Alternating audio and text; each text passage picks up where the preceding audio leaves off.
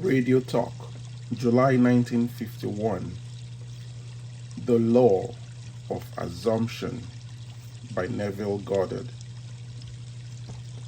The great mystic William Blake wrote almost 200 years ago, quote, "What seems to be is to those to whom it seems to be, and is productive of the most dreadful consequences to those to whom it seems to be."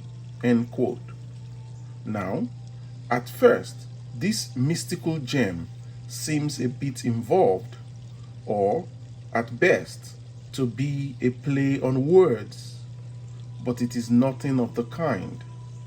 Listen to it carefully. Quote, "What seems to be is to those to whom it seems to be." That is certainly clear enough.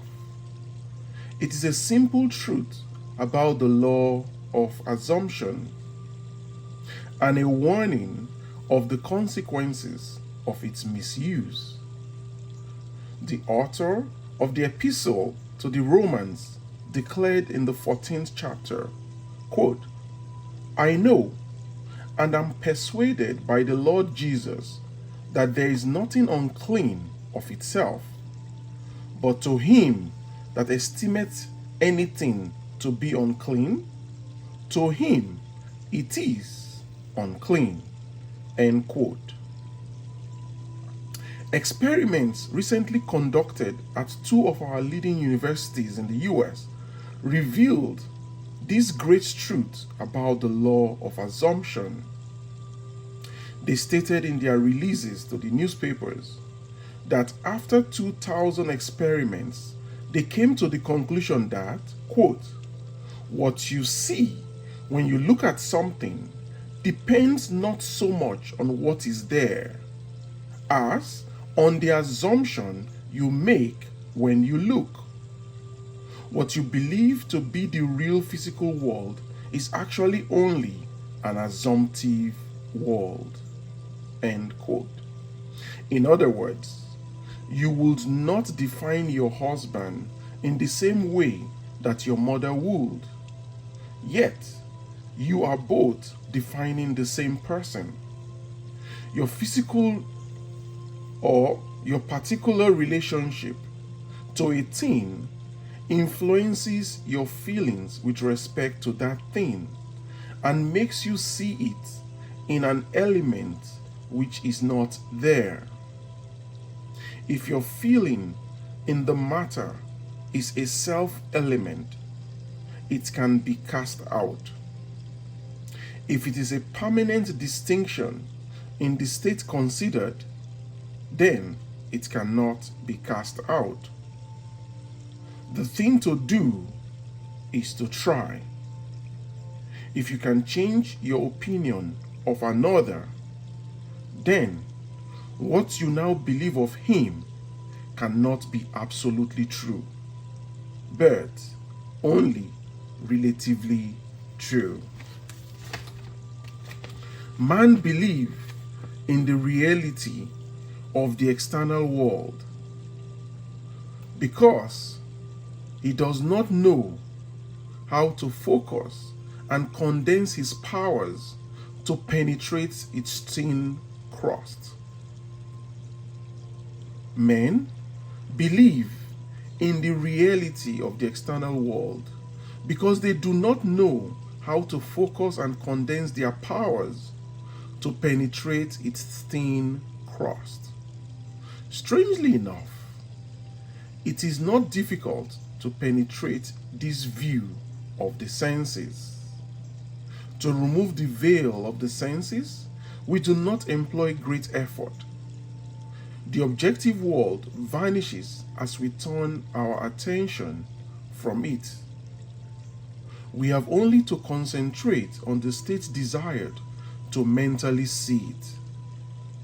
But to give reality to it, so as it will become an objective fact, we must focus our attention upon the desired state until it has all the sensory vividness and feeling of reality. When, through concentrated attention, our desire appears to possess the distinctness and feeling of reality, when the form of thought is as vivid as the form of nature, we have given it the right to become a visible fact in our lives. Each man must find the means best suited to his nature to control his attention and concentrate it on the desired state. I find for myself the best way to be one of meditation, a relaxed state akin to sleep, but a state in which I am still consciously in control of my imagination and capable of fixing my attention on a mental object. If it is difficult to control the direction of your attention while in this state akin to sleep, you may want to practice by finding something to gaze upon steadily, such as an object. So gazing steadily into an object will be a very useful practice to learn to focus and concentrate your attention.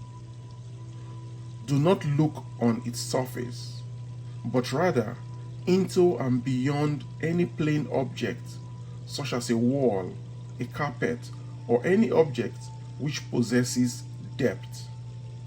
Arrange it to return as little reflection as possible. Then, imagine that in this depth, you are seeing and hearing what you want to see and hear until your attention is exclusively occupied by the imagined state. At the end of your meditation, when you awake from your controlled waking dream, you feel as though you had returned from a great distance. The visible world which you had shut out returns to consciousness, and by its very presence informs you that you have been self-deceived into believing that the object of your contemplation was real. But if you remain faithful to your vision, this sustained mental attitude will give reality to your visions, and they will become visible, concrete facts in your world. So, the first step before you go into your meditation is to clearly define your goal, your aim, the ideal which you wish to concentrate upon when you get into your meditation. Because once you are in your meditation, that's not when you want to look for your goal. That will make your mind to wander. So you want to define your highest ideal and concentrate your attention upon this ideal until you identify yourself with it. Assume the feeling of being it, the feeling that will be yours were you now embodying it in your world. This assumption, though now denied by your senses, if persisted in, will become a fact in your world. You will know when you have succeeded in fixing the desired state in consciousness simply by looking mentally at the people you know. This is a wonderful check on yourself, as your mental conversations are more revealing than your physical conversations are. If, in your mental conversations with others, you talk with them as you formerly did, then you have not changed your concept of self. For all changes of concept of self result in a changed relationship to the world. Remember what was said earlier, quote, "What you see when you look at something depends not so much on what is there as on the assumption you make when you look. Therefore, the assumption of the wish fulfilled should make you see the world mentally as you would physically, were your assumption a physical fact. The spiritual man speaks to the natural man through the language of desire. The key to progress in life and to the fulfillment of dreams lie in the ready obedience to the voice of desire.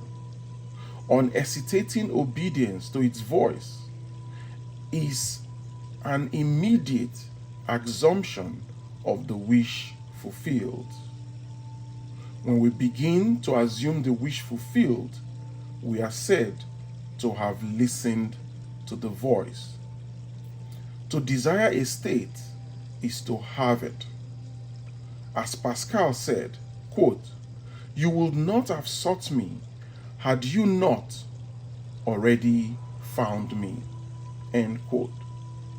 Man, by assuming the feeling of the wish fulfilled and then living and acting on this conviction, changes his future in harmony with his assumption. To change his future is the inalienable right of freedom-loving individuals. There will be no progress in the world were it not for the divine discontent in man, which urges him on to higher and higher levels of consciousness. Since the right to change our future is our birthright as sons of God, let us accept this challenge and learn just how to do it. I wish to stress the importance of a real transformation of self, not merely a slight alteration of circumstances, which in a matter of moments will permit us to slip back into the old dissatisfied man. In your meditation, allow others to see you as they will see you were this new concept of self a concrete fact, were your ideal already achieved or your goal or aim realized. You always seem to others the embodiment of the ideal you inspire. Therefore, in meditation, when you contemplate others, you must be seen by them mentally as you would be seen by them physically, were your conception of yourself an objective fact. That is, in meditation, you imagine that they see you expressing this nobler man or woman you desire to be. If you assume that you are what you want to be, your desire is fulfilled, and in fulfillment, all longing to be is neutralized. This also is an excellent check on yourself as to whether or not you have actually succeeded in changing self. You cannot continue desiring what has been realized. Rather, you are in a mood to give thanks for a gift received. Your desire is not something you labor to fulfill. It is recognizing something you already possess. It is assuming the feeling of being that which you desire to be. Believing and being are one. The conceiver and his conception are one. Therefore, that which you conceive yourself to be can never be so far off as even to be near, for nearness implies separation. Quote, if thou canst believe, all things are possible to him that believeth. Faith is the substance of things hoped for, the evidence of things not yet seen. If you assume that you are that finer, nobler one you wish to be, you will see others as they are related to your high assumptions. In your meditation, you should be able to see them talking to you or hearing them speaking about you in your new state of your ideal realized. That act of hearing and seeing them, seeing you in your realized state, is your job during meditation. All enlightened men wish for the good of others. If it is the good of another you seek, you must use the same controlled contemplation. That is, in meditation, you must represent the other to yourself as already being or having the greatness you desire for him. For employment, you must see him as being gainfully employed, or for health, that he is in perfect health. Whatever it is, you must see them or represent them to yourself as already being or having the greatness you desire for them. As for yourself, your desire for another must be an intense one.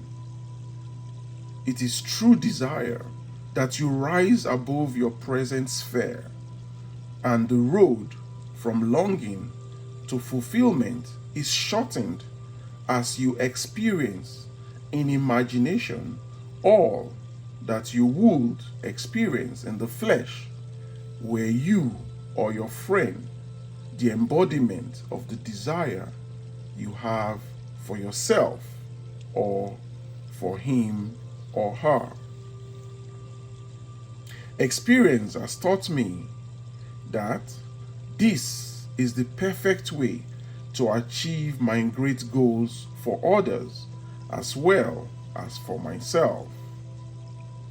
However, my own failures will convict me were I to imply that I have completely mastered the control of my attention. I can, however, with the ancient teacher say, quote, this one thing I do, forgetting those things which are behind, and reaching forth unto those things which are before, I press towards the mark for the prize. Philippians chapter 3, verse 13 and 14. End of talk.